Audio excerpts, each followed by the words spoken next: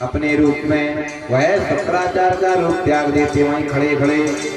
जैसे ही देखा उसी समय दैत्य घबरा जाते हैं। कहा अरे हमने गुरुदेव को त्याग दिया है, आपने तो मुझे छल किया है, जय आपने मुझे छल किया है। ऐसा कह करके गुरुदेव अंतर ध्यान हो जाते हैं। तब तक जो पूजाओं का फल था वह सब देवता प्राप्त कर लेते हैं। प्राप्त करने के बाद अब देवता सोच रहे हैं क्या किया जाए, अब तो और भला बुरा कहेंगे लोग। उसी समय जाकर के एक जनसभा बैठाई। उस सभा में इंद्र को बुलाया। इंद्र ने कहा तुम्हारी पुत्री बहुत सुंदर है और तुम उस पुत्री का विवाह शुक्राचार्य के साथ कर दो तो अब सांत्वना हो सकती है, नहीं बड़ा मुश्किल लग रहा है अब तो। कहा कैसे, कहा ऐसा ही करो। कहा कौन जाएगा, कहा जयंत को भेज दो।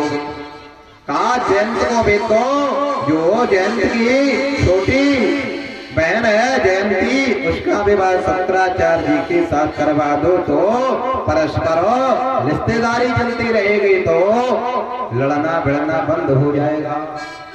ये देवताओं ने प्रश्नोत्तर करने में सवाल निकाला। उसी समय इंद्र कहते हैं ठीक है। जयंत वहां पर जाते हैं जयंती को लेकर के साथ में, और सीधे शुक्राचार्य के पास उपस्थित होते हैं। किसी से नहीं पूछा। शुक्राचार्य जी ने जैसे ही जयंती को देखा, शुक्राचार्य जी मुग्ध हो जाते हैं, क्योंकि जयंती बहुत सुंदर थी। हाथ जोड़ करके कहते हैं हम आपको वर्णन करना चाहते हैं, आपको ग्रहण करना चाहते हैं। उसी समय जयंत हाथ जोड़ करके कहते हैं आप पिता से पूछा है, कहा सभी की राय लेकर के आए हैं। उसी समय शुक्राचार्य का विवाह जयंती के साथ जयंत वहीं पर करा देते हैं। और जयंत जैसे ही विवाह कराते हैं लौट आते हैं, और दैत्यों के पता चलता है कि अब तो विवाह भी हो गया है। उसी समय कुछ दिन के लिए